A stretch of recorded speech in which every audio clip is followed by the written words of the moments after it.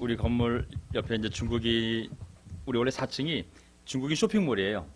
근데 오랫동안 영업을 못 하다가 드디어 풀려서 이제 영업을 하면서 창고를 쓰게 되니까 차들 주차 많이 시켜가지고 지금 둘 형제자매들이 지금 주차할 데가 없어가지고 고생을 좀 할 것 같네요. 어쨌든지 간에 오늘 그 우리 상춘자매 지금 상태가 물론 건강하지만 많은 기도가 필요한 것 같습니다. 이번 주 거국적인 기도를 좀 해야 될 것 같습니다. 그래서 작심을 하고 각자 상춘자매 지금 상태에 대해서 하나님의 그 기적의 손길이 임할 수 있도록 우리 거국적인 기도를 좀 부탁드리겠습니다. 이번 주 내내 주일까지 한번 우리가 하시면서 기도해보고 하나님이 어떤 능력의 손을 움직이시는지 한번 다 같이 봅시다. 그래서 오늘 상춘자매 기도를 부탁하면서 설교 시작할 건데요. 오늘 저의 설교 제목은 주님은 그리스도요 살아계신 하나님의 아들입니다. 이게 마태복음 16장에 나와 있는 베드로의 고백이거든요.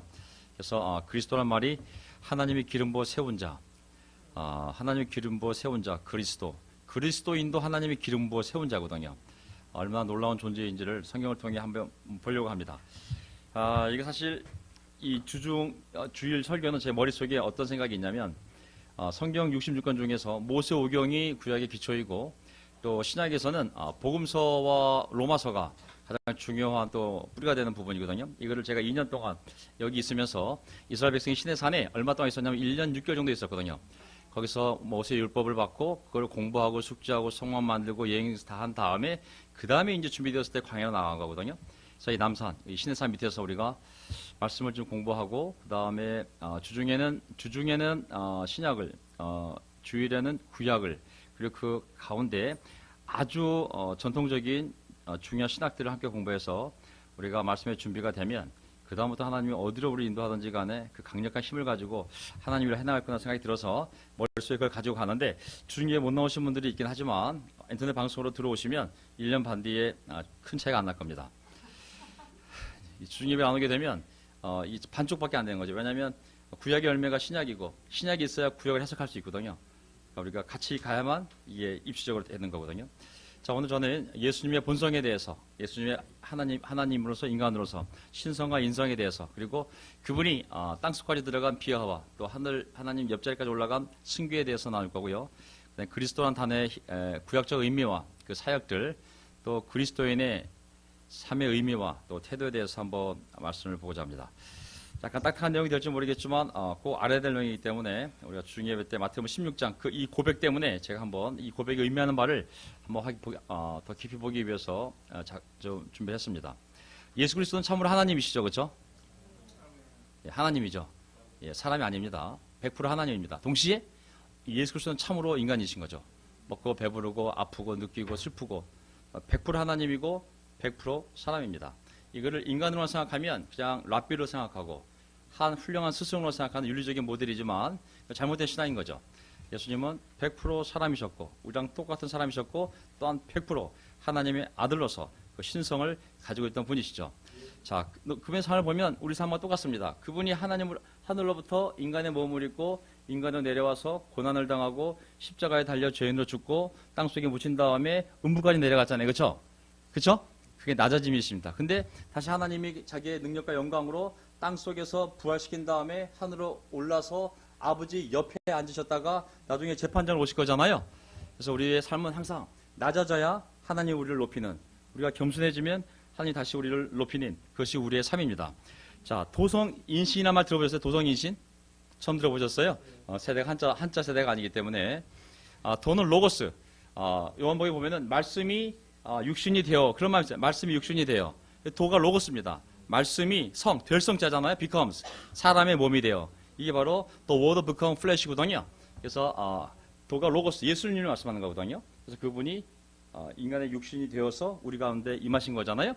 그래서 한자로 세 단어를 표현할 수 있어요. 성육신, 육신이 되다. 성육신, 수육, 육신을 받다. 하나님이 영이잖아요. 근데 그 영이 육신을 받아서 우리 가운데 완전한 사람으로 살았잖아요. 그렇죠? 화육, 육신이 되다. 이런 의미에서 예수님이 이 땅에 하나님이 이 땅에 오신 표현을 이렇게 몸을 입고 이 땅에 오신 표현을 할 수 있습니다. 그분이 고난을 당하고 십자가에 죄인으로 죽고 땅속에 매장을 당하고 음부까지 내려가지 않습니까? 예, 하지만 다시 하나님이 거꾸로 다시 자기의 능력으로 부활시키고 다시 승천시키고 그리고 다시 자신의 우편에 자기 아들을 세움으로 말미암아 다시 그를 최고의 위치에 높이는 모습을 볼 수가 있습니다. 우리의 삶이 그런 삶이거든요. 하나님 앞에 낮아지면 하나님 낮아진 만큼 올리시는 것이 하나님이 하신 일입니다. 아멘. 그 다음에 예수님이 하신 일 보면 크게 보면 하나는 선지자예요. 구약 예언의 성취를 완성하신 분이 바로 예수님인데 하나님의 가장 완벽한 완전한 예언자, 대언자, 선지자가 바로 예수님입니다. 그렇죠? 왜? 하나님 품에 있었으니까. 그 자신이 하나님이니까 가장 잘 하나님과 하나님 나라에 대해서 알려줄 수 있는 분이 바로 예수님이었잖아요. 그렇죠? 근데 동시에 마지막 대제사장, 정말 자기 스스로도 모든 인류의 죄를 용서받게 하는 제물이 되었지만 동시에 대제사장으로서 아버지 앞에 나아가서 자기 몸을 제물로 바쳐 한 번에 영원히 모든 사람의 죄를 용서받게 하는 대제사장이 되었잖아요. 그리고 그분은 올 때 왕, 이스라엘의 왕, 유대인의 왕이 아니라 온 우주, 온 인류 사회의 왕으로 오신 분이 바로 예수님입니다. 자, 이제 예수의 명칭을 보면 예수 배웠죠, 그렇죠? 예수는 히브리어 여호수아 아시죠? 가나안 땅 정복한 여호수아, 하나님의 약속의 땅을 인도한 사람이 여호수아잖아요. 예수님도 그 이름을 갖고 왔어요. 여호수아, 단축형은 예수아. 그래서 헬라 형태가 히브리어 여호수아의 헬라 형태가 예수, 영어로는 지저스인데요. 구약에 보면 이 예수란 이름을 가졌던 히브리어로 여호수아라는 이름을 가졌던 사람이 두 사람이 있었는데 하나는 가나안 정복한 여호수아, 또 하나는 성전을 재건한 포로 생활을 마치고 다시 이스라엘 땅에 돌아와 성전을 재건할 때 그때 바로 대제사장이 바로 여호수아였어요. 그래서 이 두 사람이 똑같이 구약 시대에 예수란 이름을 가진 사람입니다. 그래서 그 의미는 뭐냐면 여호와께서 구원하신다. 여호와는 구원이시다. 바로 이것이 예수의 이름에 담긴 그 의미가 되겠습니다. 자, 그리스도이죠. 그리스도. 예수 그리스도. 베드로가 고백한 고백이 뭐예요? 예수는 그리스도요. 그리스도가 예수라는 거잖아요. 그렇죠? 합쳐서 예수 그리스도. 자, 그리스도란 말은 뭐냐면 히브리어 메시아 아시죠? 메시아의 헬라어 발음이 바로 크리스토스예요. 크리스토스. 그래서 그 의미는 기름 부음 받은 자. 하나님이 내가 이 사람을 선택해서 어떠한 목적으로 쓰려고 임명하는 식의 기름을 붓는 거거든요. 그게 바로 메시아고 그 헬라어 단어가 바로 그리스도. 그래서 우리가 예수 그리스도 그러면은 예수 그리스도, 예수 메시아이신 예수, 하나님이 우리 온 인류를 구원하기 위하여 선택하신 분, 온 세상의 구주로 선택하신 분, 예수라는 의미가 바로 예수 그리스도잖아요. 그래서 그 사람들만이 구약 시대는 오직 하나님의 선한 뜻을 수행할 수 있도록 하나님이 친히 선택하고 사람이 선택하는 거 아닙니다. 그리고 기름을 부어 다른 사람과 구별해서 세운 사람들, 그게 바로 예언자, 제사장, 왕, 이 세 사람은 반드시 스스로 투표로 다수결을 할 수가 없습니다. 하나님만이 그들을 선택하고 기름을 부어서 그 일을 할 수 있도록 하신 분이 바로 그분의 계획이 바로 그리스도 메시아입니다. 자, 이제 메시아라는 단어가 구약에 있을까요, 없을까요? 메시아라는 단어는 구약에 없습니다. 대신 어떤 단어가 있냐면 기름을 붓다라는 마샤라는 단어, 마샤흐. 동사는 있는데 메시아라는 명사는 없어요. 자, 기름을 붓다 해서 메시아가 온 거거든요. 하나님이 기름 부은 자, 메시아잖아요. 그래서 구약 성경에 보면 하나님이 이제 기름을 붓는 모습이 나오는데 기름을 붓기 전에 기름이 있어야 돼요, 없어야 돼요? 기름부터 있어야 될 거 아니에요. 기름은 사람이 만들어야 못 만들어요. 하나님이 명령한 대로 그대로 만들어야 돼. 그 사람을 구별시키는 이 성유, 거룩한 기름을 만들 때 사람이 임의로 짝퉁을 만든다든지 중국처럼 그러면 죽이게 돼 있어요. 하나님의 기름을 제조법을 익혀서 어떤 제사장이 짝퉁을 만들면 죽이라고 돼 있어요.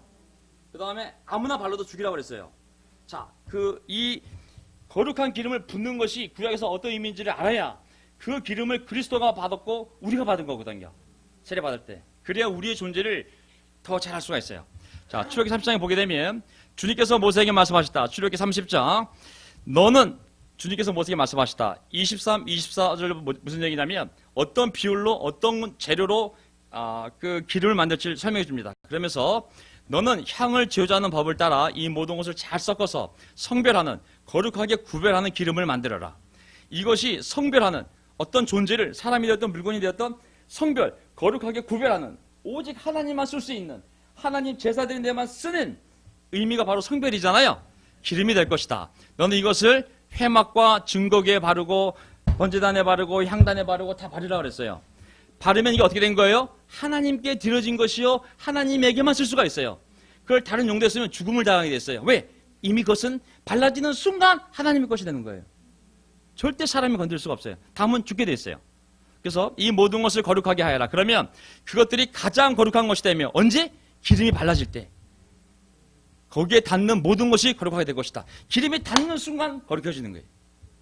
그것 때문이 아니라 그 기름 때문에. 너는 아론과 그의 아들들에게 그 기름을 발라서 그들을 거룩하게 구별하고 나를 섬기는 제사장을 세워라. 그 기름을 또 어디다 발라요? 사람에게 발라요. 사람에게 바르면 그 사람은 하나님을 위해서 섬기는 거룩한 사람으로 분별되는 거예요. 사람은 사람인데 완전히 다른 사람이 되는 거예요. 이걸 만들었어요. 이걸 이제 형모 형제가 그래서 교회에 가지고 왔어요. 불에 갖다 쓰면 여기 기름을 발라야 돼요. 바르면은 여기는 함부로 못 올라오는 거예요. 이제 저만 만질 수 있는 거예요. 왜냐하면 이거는 하나님 말씀만 전하도록 선별된 거예요. 제사장만 건드릴 수가 있어요. 누가 와서 라라라라면 하나님의 권위인 거예요. 이거는. 그래서 한국 목사들 중에 아직까지 권위에 사잡혀가지고 어딜 저든 함부로 올라오냐고 애들도 못 올라가는 사람이 있어요. 이 자리 어딜 넘봐. 여기는 거룩하게 기름 부음 받은 제사장들만 서야 한다는 분들이 아직도 있어요. 근데 구약적 관점인 거죠. 어쨌든 이렇게 하나님은 자기에게 사용되어질 물건, 사람에 대해서는 반드시 그 거룩한 기름을 발라서 구별시켜서 오직 하나님에게만 사용되도록 한 것이죠. 자, 만약에 어떤 사람이 이런 일이 벌어져요. 레위기 10장 보게 되면 제가 시간상 중요한 구절만 발췌봤습니다. 자, 당신들은 회막 오게 바깥으로 나가지 마십시오. 아론과 아론의 자손들에게 아들들에게 향한 제사장들에게 어기면 당신들도 죽을 것입니다. 당신들은 주님께서 기름 부어 거룩하게 구별하신 사람들입니다. 그들은 모세가 시킨 대로 했다. 이게 무슨 내용이냐면요. 레위기 10장을 보게 되면 아론의 아들 4명 중에 2명이 하나님이 그 향을 피울 때 반드시 쓰는 불이 있어요. 그 불은 지멋대로 불을 만들어 놓으면 안 돼요. 반드시 번제단에 있는 그 불씨를 사용해서 안에 있는 향을 피워야 돼요. 근데 첫째 아들, 둘째 아들이 그만 낯설어 했는지 모르겠는데 불어서 피워온 거예요. 아유, 그 언제 귀찮게 거기까지 가서 불을 피워. 아유, 이제 라이터 좀 줘봐. 그냥 제사장 아들 2명이 그냥 불을 키운 거예요. 어떻게 됐을까요? 불에 타 죽었어요.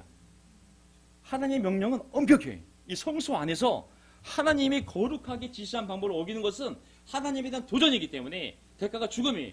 아들 둘이, 아론의 아들 4명 있었는데 첫째, 둘째가 그냥 함부로 불을 피우는, 향로에 불을 피우는 바람에 하나님의 불이 내려와서 둘이 죽어버렸어요. 자, 아론과 셋째, 넷째 아들이 거의 실성하지 않았겠어요? 그 상태로 봤을 때 얼마나 놀래고 슬펐겠어요. 그래서 달려가서 당연히 자기 아들이 죽었으니 만지고 싶지 않겠어요? 뭐라고 얘기했냐면 나가지 말라 그랬어요. 너희들은 나가지 말라고. 너희들도 죽는다고. 왜?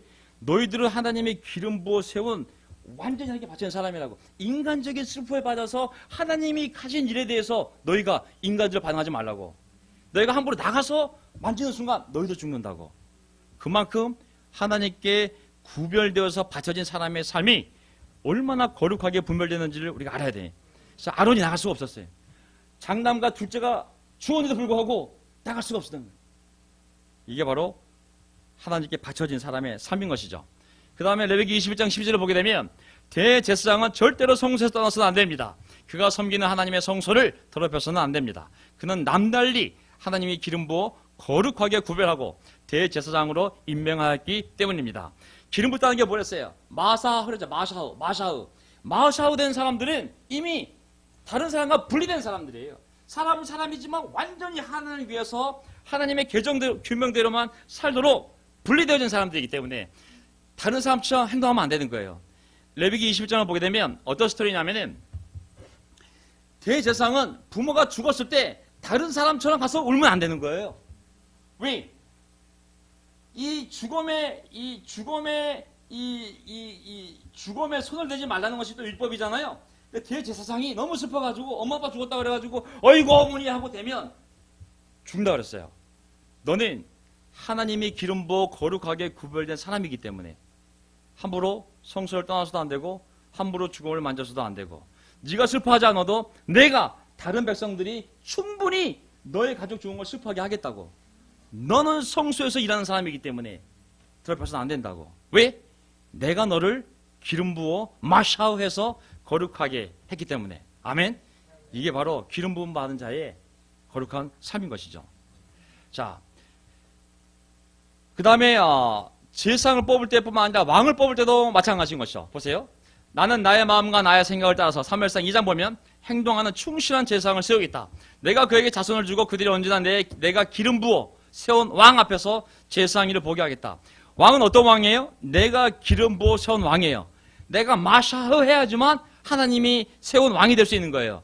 사람이 5대1로 당선됐습니다. 그 사람들이 기름 부은 거고 하나님이 기름 부어야지만 그것이 하나님이 세운 왕이 되는 거거든요. 왕에 대해서 뭐라 그랬어요? 내가 기름 부어 세우겠다고. 그래서 내가 기름 부은 제사장은 내가 기름 부은 왕 앞에서 섬겨야 된다고. 자, 사무엘상 9장 10절 보세요. 이제 사울이 왕이 되었을 때 내일 이맘때에 내가 베냐민 땅에서 온 한 사람을 너에게 보낼 것이니 누구겠어요? 사울 왕이잖아요. 너는 그에게 기름을 부어. 뭘 부으라 그랬어요? 마샤흐. 메시아 마샤흐. 그 기름을 부어 나의 백성 이스라엘의 영도자로 세워라. 하나님의 백성을 인도하려면 아무나 할 수 없는 거예요. 와 사울 세울 수가 없어요. 하나님이 기름을 부어줬을 때만 그 사람이 하나님의 일을 할 수가 있는 것이죠. 그래서 마찬가지로 사울도 누가 기름을 부었어요? 사무엘이 그 당시 제사장이었기 때문에 당시 예언자였기 때문에 기름을 부어줬잖아요. 그래서 왕이 됐어요. 그러면 이 다음에 다윗이 왕이 됐을 때 어떻게 왕이 됐어요? 마찬가지예요. 사무엘상 16장을 보게 되면 그래서 이사가 사람을 보내어 막내 아들을 데려왔다. 그는 눈이 아름답고 외모도 준수한 호환의 소년이었다. 주님께서 말씀하셨다. 바로 이 사람이다. 누구예요? 다윗이잖아요. 어서 그에게 기름을 부어라. 기름을 부어라. 마샤우. 왕으로서 기름을 부어라. 아멘. 나단이 다윗에게 말하였다. 나중에 보세요. 사무엘하 보면 12장. 나단이 다윗에게 말하였다. 임금님이 바로 그 사람입니다. 주 이스라엘의 하나님이 이렇게 말씀하십니다. 내가 너에게 기름을 부어서 이스라엘의 왕으로 삼았고 또 내가 사울의 손에서 너를 구하여 주었다. 이스라엘의 왕으로 삼은 사람이 누구예요? 하나님이에요. 어떻게? 내가 기름을 부어서. 네 스스로 된 것도 아니고 투표로 된 것도 아니고 백성들이 원해서 된 것도 아니고 내가 내 주권으로 너를 선택해서 내가 기름 부어 세운 제사장이 너에게 기름을 부으로 말미암아 왕이 될 수 있었다고. 분명히 그가 어떻게 왕이 되는지 알지 않습니까? 그러하기에 왕을 치면 누굴 치는 거와 똑같아요? 하나님과 똑같은 거예요. 왕, 제사장, 예언자는 하나님이 기름 부은 사람이기 때문에 그들을 건드리면 안 되는 거예요. 사무엘상 24장 6절 보세요. 자, 그래서 다윗이 자기 부하들에게 타일렀다. 내가 감히 손을 들어 주님께서 기름 부어 세우신 우리의 임금님 사울 왕을 치겠느냐? 주님께서 내가 그런 일을 하지 못하도록 나를 막아주시기를 바란다. 왕은 바로 주님께서 기름 부어 세우신 분이기 때문이다. 아멘. 다윗 왕이 사울 왕의 그 추격을 받고 도망다닐 때 몇 번 죽일 기회가 있었죠. 사울 왕이 사울 왕을 죽일 수 있는 기회가 여러 번 있었어요. 근데 죽이지 않은 이유는 요거 죽일 가다가 한번 봐주자. 내가 그래도 하나님의 사랑을 실천해야지. 이게 아니에요. 이게 아니고 이유가 하나밖에 없었어요.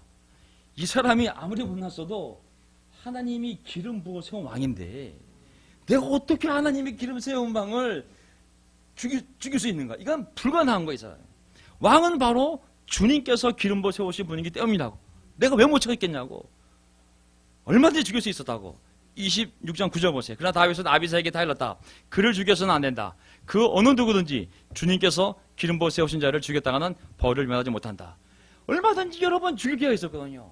하지만 다른 사람도 죽이지 못하겠어요. 왜? 그는 하나님의 기름 부어 세운 자이기 때문에 절대로 건들지 말라고. 사무엘하 1장 14절.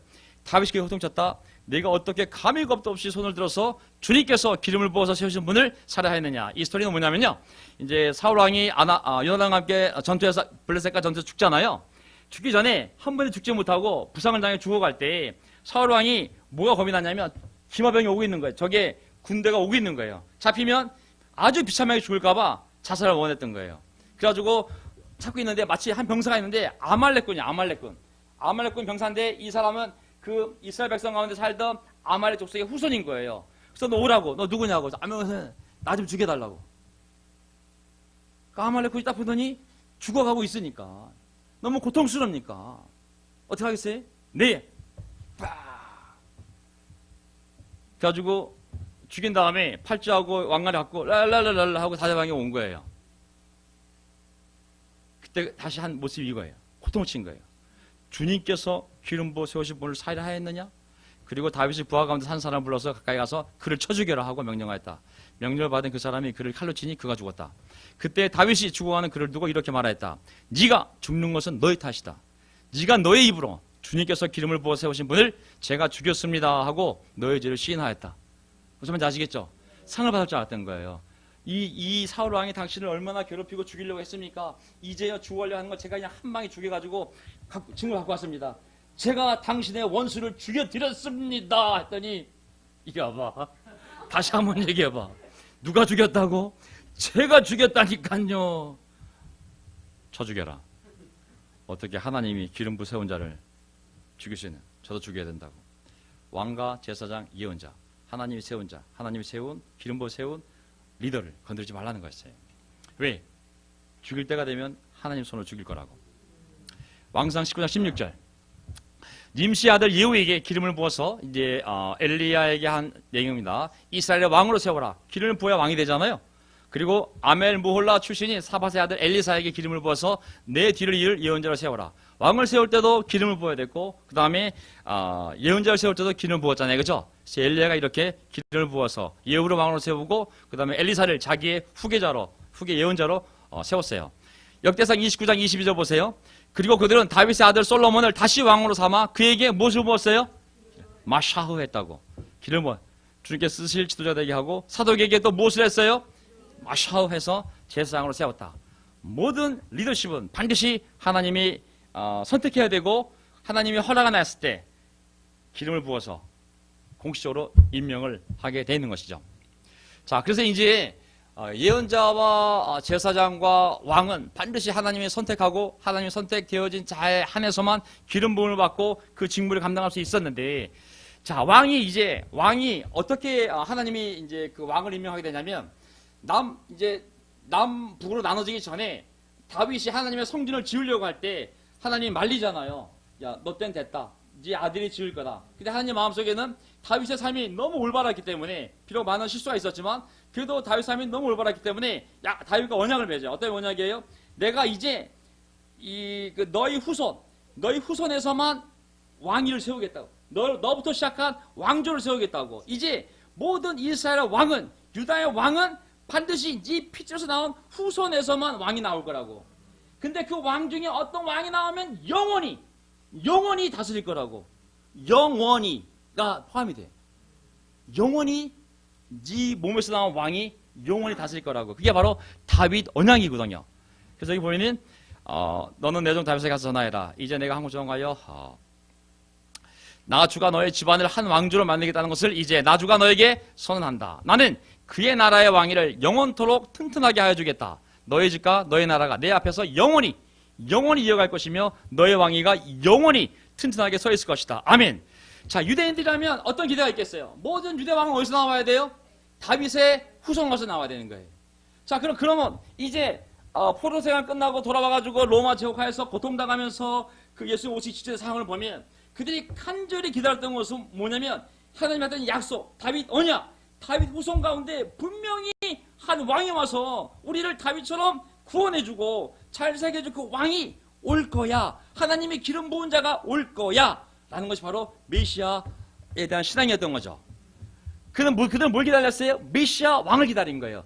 다윗 같은 왕이 하나님의 기름 부음을 받고 그 능력으로 로마를 무찔러주고 우리를 구원해주고 이 나라가 다윗처럼 놀랍게 잘 사는 나라를 만들어줄 기름 부은 자 메시아 그리스도 왕을 기다렸던 것이죠. 아시겠죠? 자, 그래서 이제 그렇게 했지만 어쨌든지 간에 그 기름 부은 왕들이 엄청난 실수와 죄를 저지르면서 다 포로로 끌려갔잖아요.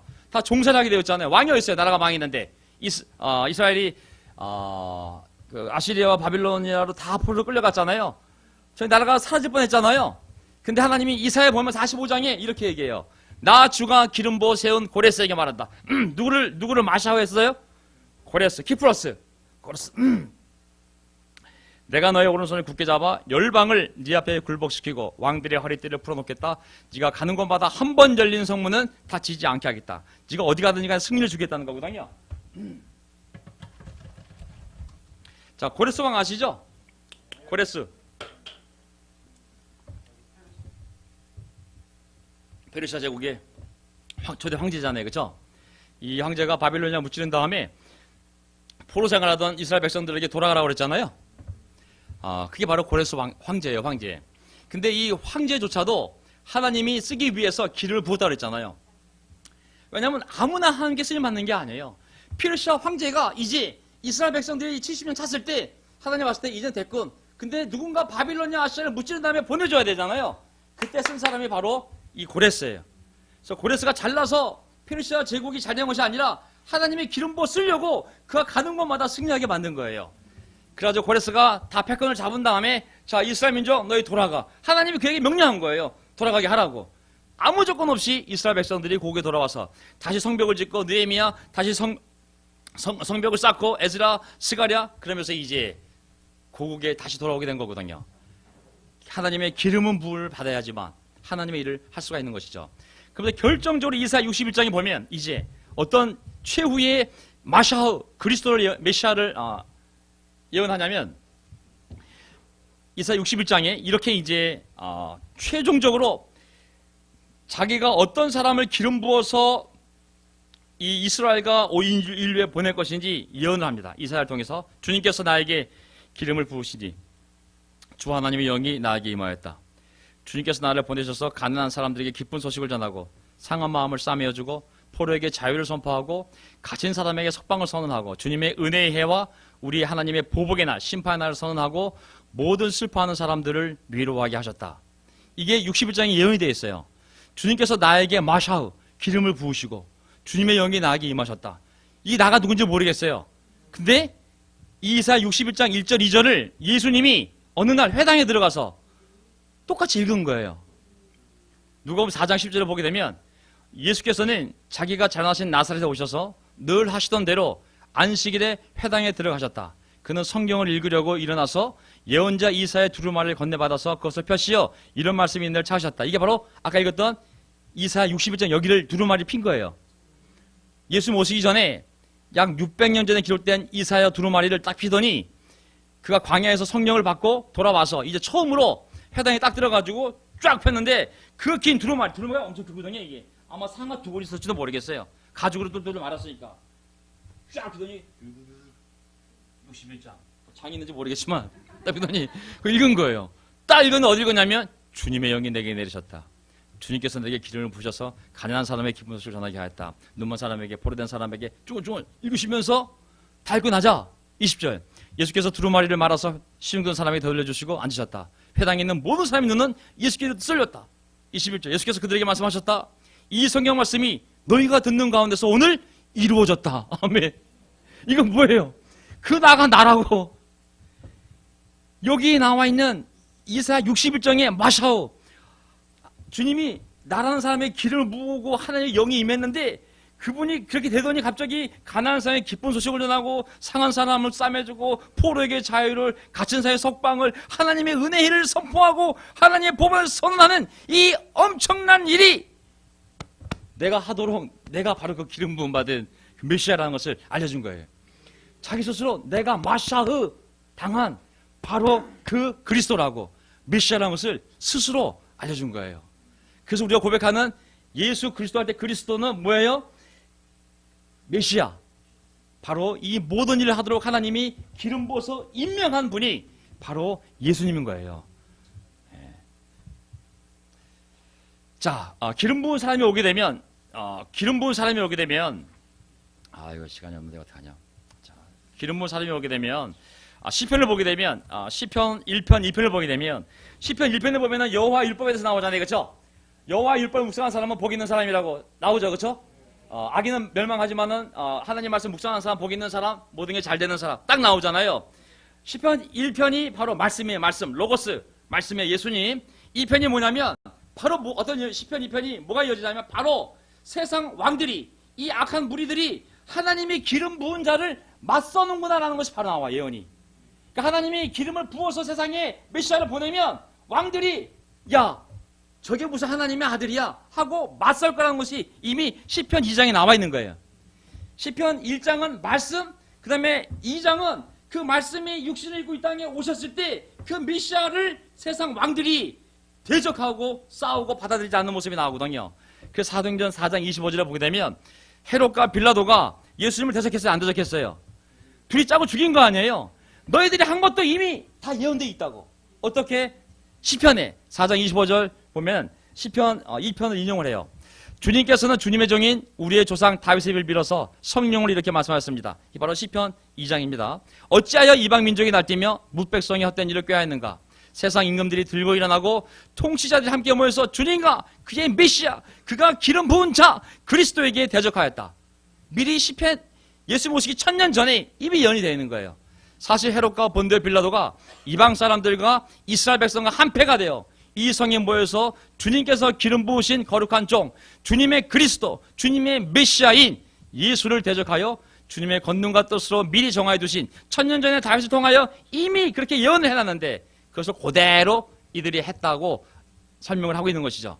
그러니까 놀라지 말라는 거예요. 아니 어떻게 메시아가 왔는데 헤롯 왕하고 로마 총독이 합심을 해가지고 이렇게 죽일 수 있을까? 하나님이 무능력한가? 그게 아니라 이미 하나님은 예수 모시기 1000년 전 다윗을 통하여 시편 2편에 내 아들을 내가 메시아로 보낼 건데 내가 내 아들을 보내면 세상 왕들이 결탁해서 그 내가 보낸 왕, 내 아들과 싸울 거라는 것을 미리 예언해놨다고. 그래서 헤롯과 빌라도가 그 말씀이 이루어지게 하려고 이렇게 예수를 대적한 거라고 설명을 해주고 있는 것이죠. 자, 우리는 기름 부음 받은 자입니까? 그렇죠. 왜냐하면 우리가 세례 받을 때 성령을 받았잖아요. 고린도후서 1장 21절 보세요. 우리를 여러분과 함께 그리스도 안에서 굳세게 하시고 우리에게 기름을 부어주신 분은 하나님이십니다. 아멘. 내가 이게 이 번역이 제일 듣기 쉽기 때문에 제가 이렇게 카톨릭 성경을 봤는데 우리에게 기름을 부어주신 분이 하나님이라고 하잖아요. 우리에게 마샤오 하셨다고. 하나님이 우리 각 사람에게 세례 받을 때 마샤오 하셨다고. 하나님께서는 또한 우리에게 인장을 찍으시고, 인장이 뭐냐면 오너십이에요. 이거 내 거다. 도장을 딱 찍으면 내게 되는 거예요. 우리한테 도장을 찍었다고 그랬어요. 이건 내 거다. 기름을 바르면 이거 하나님 거예요. 거룩한 기름을 바르는 순간 이거는 하나님을 위해서만, 그리고 하나님의 일에만 쓰임을 받을 수 있는 거예요. 우리가 성령 받던 건 뭐냐면 거룩한 기름과 똑같은 거예요. 하나님의 것이라는 것이 바로 성령인 거예요. 그 증표가 바로 성령이라는 것이 우리 마음 안에 성령을 부어주셨습니다. 우리가 성령 받던 건 뭐냐면 이미 하나님 우리에게 기름을 부었다는 거예요. 구별된 자로 그리스도를 마샤흐 기름을 부어서 거룩한 하나님의 일을 할 수 있도록 그 아들을 이 세상에 보냈다면 그리스도인은 이제 다시 영혼이 태어나서 다시 그 영이 태어나서 오직 하나님을 위하여 하나님을 찬양하고 예배하고 복음을 전하고 메시아의 사랑으로 서로 사랑할 수 있도록 거룩하게 분별시켜 놓은 내 것이라는 도장이 바로 성령을 우리에게 주신 것이죠. 아멘. 그래서 우리가 하나님 위해 살아야 됩니다. 다른 걸 하면 안 돼. 가면 죽게 돼 있어요. 육식으로 안 죽을지 몰라도 영적으로 죽게 돼 있어요. 요한일서 마지막 구절입니다. 자, 여러분은 거룩하신 분에게서 기름 부으심을 받아 모든 것을 알고 있습니다. 요한일서 2장 20절. 이것은 그가 친히 우리에게 주신 약속인데 곧 영원한 생명입니다. 여러분으로 말하자면 그가 기름 부어주신 것이 여러분 속에 머물러 있으니, 그가 기름 부어주신 것이 뭐겠어요? 어노인팅. 이미 성령이 우리 안에 머물러 있으니 여러분은 아무에게서도 가르침을 받을 필요가 없습니다. 그가 기름 부어주신 것, 성령이 여러분에게 모든 것을 가르쳐 줍니다. 마샤오. 하나님이 너희를 마샤오했다고. 마샤오했기 때문에 너희 안에 기름이 있다고. 그 길이 바로 성령인 거예요. 성령이 있기 때문에 그 성령을 통하여 너희에게 많은 깨우침을 줄 수 있다고. 그렇기에 그가 기름 부어주신 것이 여러분에게 모든 것을 가르쳐 줍니다. 그리고 그 가르침은 참이요 거짓이 아닙니다. 여러분의 그 가르침대로 언제나 그리스도 안에 머물러 있으십시오. 아멘. 하나님이 우리 각자를 마샤오한 거예요. 마샤오. 그리스도인을 히브리어로 얘기하면 메시아 사람. 어디 가서 전 크리스찬인데요. 크리스찬은 영어, 그리스도인이 그리스도인, 그리스도인을 히브리어로 하면 메시아 사람. 하나님의 기름 부음을 받은 사람들 우리 모두 다. 우리의 삶이 그렇게 거룩해지기를 바라고 하나님이, 그리고 그 하나님을 위해서만 살라고 거룩하게 성배를 놓은 자기의 기름을 부어서 성령을 부어서 성령을 발라서 자기 것으로 소유로 삼아버린 것이 바로 우리의 인생인 것이죠. 그러니 우리가 다른 것을 보면 안 되겠습니다. 저는 명도에 나온 지 이제 5개월 됐는데 이제 다시 우리가 좀 마음을 하나님의 일에 초점을 맞추고 우리 사람을 구원하는 일에도 더 우리의 힘을 줬으면 좋겠습니다.